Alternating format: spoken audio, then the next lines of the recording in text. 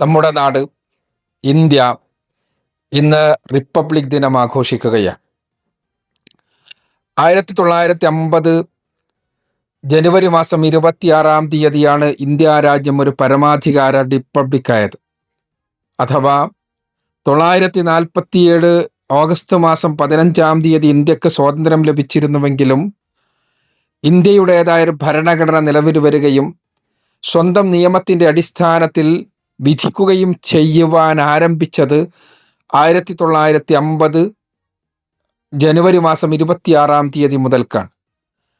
ഭരണഘടനയുടെ അടിസ്ഥാനത്തിൽ സ്വയം നിർണയാവകാശമുള്ള രാഷ്ട്ര സംവിധാനത്തെയാണ് റിപ്പബ്ലിക് എന്ന് പറയുന്നത്. ഇന്ത്യയുടെ ഭരണഘടന നാടിൻ്റെ സംസ്കാരത്തെയും ചരിത്രത്തെയുമെല്ലാം ഉൾക്കൊണ്ടുകൊണ്ട് നിർമ്മിച്ചിട്ടുള്ളതാണ്. നാടിൻ്റെ ബഹുസ്വരത, നാടിൻ്റെ സഹവർത്തിത്വം, നാടിൻ്റെ ജനാധിപത്യപരത, ഇതെല്ലാം തന്നെ നമുക്ക് ഭരണഘടനയിൽ നെടലിച്ച് കാണാൻ സാധിക്കും.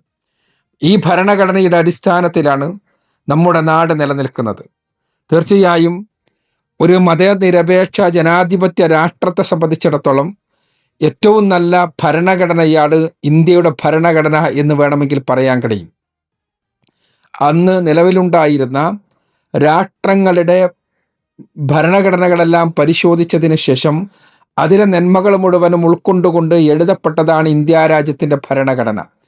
ഈ ഭരണഘടന പ്രകാരമുള്ള ജീവിതത്തിന് നമ്മൾ സന്നദ്ധമാണ് എന്ന് പ്രഖ്യാപിക്കുകയും രാജ്യത്തിൻ്റെ പരമാധികാരവും സ്വാതന്ത്ര്യവും ജനാധിപത്യവും മതനിരപേക്ഷതയും സംരക്ഷിക്കുവാൻ നമ്മൾ സന്നദ്ധരാണ്, സദാ ജാഗരൂകരാണ് എന്ന് പ്രഖ്യാപിക്കുകയും ചെയ്യുന്നതാണ് ഓരോ റിപ്പബ്ലിക് ദിനവും.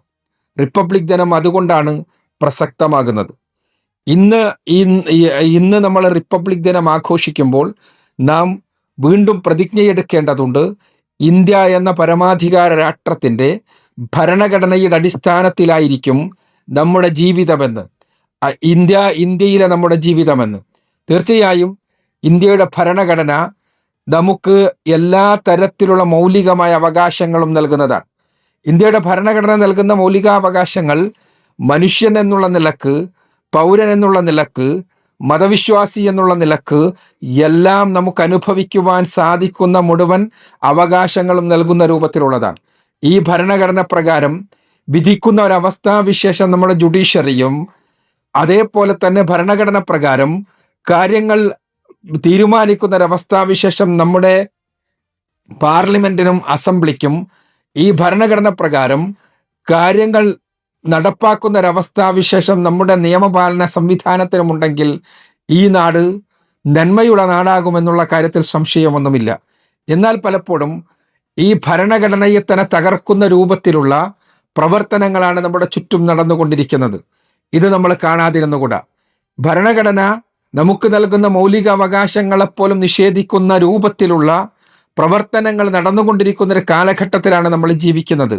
തീർച്ചയായും ഇന്ന് നമ്മൾ ഭരണഘടനയുടെ അടിസ്ഥാനത്തിലുള്ള രാജ്യത്തിന് വേണ്ടി, രാഷ്ട്ര സംവിധാനത്തിന് വേണ്ടി നിലനിൽക്കുമെന്ന് പ്രതിജ്ഞ ചെയ്യുമ്പോൾ ഈ രൂപത്തിലുള്ള ആളുകൾക്കെതിരെ, ശക്തികൾക്കെതിരെ ഒറ്റക്കെട്ടായി പൊരുതുമെന്നുകൂടി നമ്മൾ തീർച്ചയായും പ്രതിജ്ഞയെടുക്കേണ്ടതുണ്ട്. എന്തുകൊണ്ടെന്നാൽ ഈ രാഷ്ട്രം നിലനിൽക്കേണ്ടത് നമ്മുടെ എല്ലാവരുടെയും ആവശ്യമാണ്. നമ്മുടെ പൂർവ്വപിതാക്കളെല്ലാം ജനിച്ച് ജീവിച്ച് വളർന്ന് മുന്നോട്ട് പോയ നാടാണിത്. ഈ നാടിന് നാടിൻ്റെതായ ഒരു സംസ്കാരമുണ്ട്. ആ സംസ്കാരം ബഹുസ്വരതയിൽ അധിഷ്ഠിതമാണ്, മതനിരപേക്ഷതയിൽ അധിഷ്ഠിതമാണ്. ഹിന്ദുവും മുസ്ലിമും ക്രിസ്ത്യാനിയും എല്ലാവരും മതമുള്ളവനും ഇല്ലാത്തവനുമെല്ലാം സൗഹൃദത്തോടുകൂടി, സ്നേഹത്തോടുകൂടി ജീവിക്കുന്ന ഒരു സാമൂഹ്യ അന്തരീക്ഷം ഇന്നോ ഇന്നലെയോ ആരംഭിച്ചതല്ല. അത് ഭരണഘടന നമുക്ക് നൽകിയ അന്തരീക്ഷവുമല്ല. നൂറ്റാണ്ടുകളായി ഈ രാജ്യത്ത് നിലനിൽക്കുന്നതാണത്.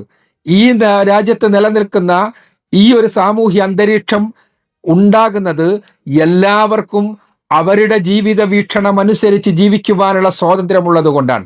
ഈ സ്വാതന്ത്ര്യം തന്നെ എടുത്തു കളയുന്ന രൂപത്തിൽ, മതനിരപേക്ഷതയുടെ കടക്ക് കത്തിവെക്കുന്ന രൂപത്തിൽ ഇന്ന് നമ്മുടെ ഭരണാധികാരികൾ പുറത്തൊന്ന് പറയുകയും അകത്ത് മറ്റൊന്ന് നടപ്പാക്കുകയും ചെയ്യുന്ന അവസ്ഥ നാം കണ്ടുകൊണ്ടിരിക്കുകയാണ്. തീർച്ചയായും ഇത്തരം അവസരത്തിൽ പൗരന്മാരെന്നുള്ള നിലക്ക് ഈ രൂപത്തിലുള്ള തോന്നിവാസങ്ങൾക്കെതിരെ ഒരുമിച്ച് നിൽക്കേണ്ട ബാധ്യത നമുക്കുണ്ട്. മുസ്ലിങ്ങളെ സംബന്ധിച്ചിടത്തോളം മുസ്ലിങ്ങൾ ഈ നാടിനെ സ്നേഹിക്കുന്നവരാണ്, നാടിനെ ഇഷ്ടപ്പെടുന്നവരാണ്.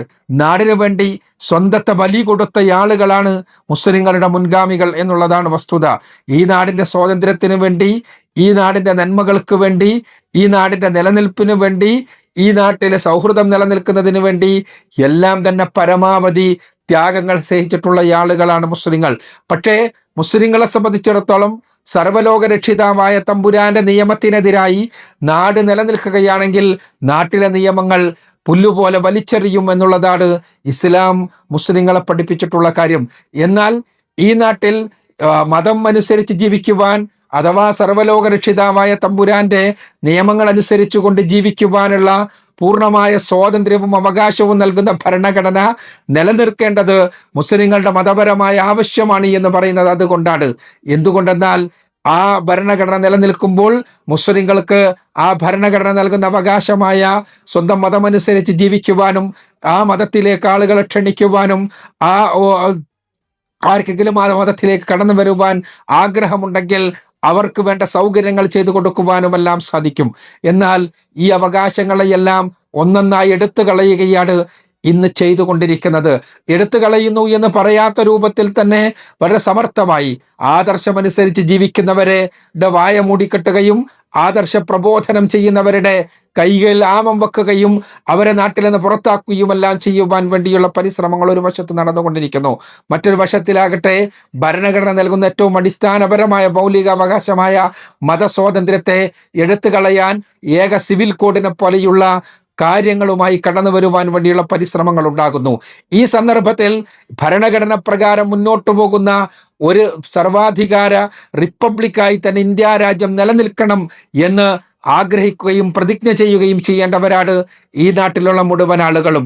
അതുകൊണ്ട് തന്നെ ഈ അടിസ്ഥാനപരമായ നമ്മുടെ മൂല്യങ്ങൾക്ക്, ജനാധിപത്യത്തിനും മതനിരപേക്ഷതക്കും എല്ലാം എതിരെ ഉണ്ടാകുന്ന സ്വരങ്ങളെ അതിൻ്റെ മുളയിൽ തന്നെ നുള്ളിക്കളയുവാൻ നമുക്ക് സാധിക്കുകയും ഈ നമ്മുടെ ഐക്യവും സ്നേഹവും ഊട്ടിയുറപ്പിച്ചുകൊണ്ട് നാടിൻ്റെ നന്മയ്ക്ക് വേണ്ടി പണിയെടുക്കുവാൻ, നാടിൻ്റെ പുരോഗതിക്ക് വേണ്ടി പണിയെടുക്കുവാൻ, നാടിൻ്റെ എല്ലാ അർത്ഥത്തിലുമുള്ള മുന്നോട്ടുള്ള ഗമനത്തിന് വേണ്ടി ശക്തമായി മുന്നിൽ നിൽക്കുവാൻ നമുക്ക് സാധിക്കണം. ഹിന്ദുവിന് സാധിക്കണം, മുസ്ലിമിന് സാധിക്കണം, ക്രിസ്ത്യാനിക്ക് സാധിക്കണം, വ്യത്യസ്ത മതവിശ്വാസികൾക്ക് സാധിക്കണം, മതമില്ലാത്ത ആളുകൾക്കും സാധിക്കണം. അങ്ങനെ നാടിന് വേണ്ടി ഒരുമിച്ച് നിന്ന്, നാട്ടിൻ്റെ നന്മക്ക് വേണ്ടി ഒരുമിച്ച് നിന്ന്, നാട്ടിലുള്ള ആളുകളുടെ പുരോഗതിക്ക് വേണ്ടി ഒരുമിച്ച് നിന്ന് പോരാടുവാൻ ജനാധിപത്യവും മതനിരപേക്ഷതയും അത് ഭരണഘടന അനുശാസിക്കുന്ന രൂപത്തിൽ തന്നെ നിലനിൽക്കുവാൻ വേണ്ടി കൈകൾ കോർത്ത് മുന്നോട്ട് പോകുവാനുള്ള പ്രതിജ്ഞയെടുക്കാം. ഈ റിപ്പബ്ലിക് ദിനത്തിലും സർവശക്തൻ നമ്മെ അനുഗ്രഹിക്കട്ടെ. വാഹൃദവാൻ അൽഹംദുലില്ലാഹി റബ്ബിൽ ആലമീൻ. അസ്സലാമു അലൈക്കും.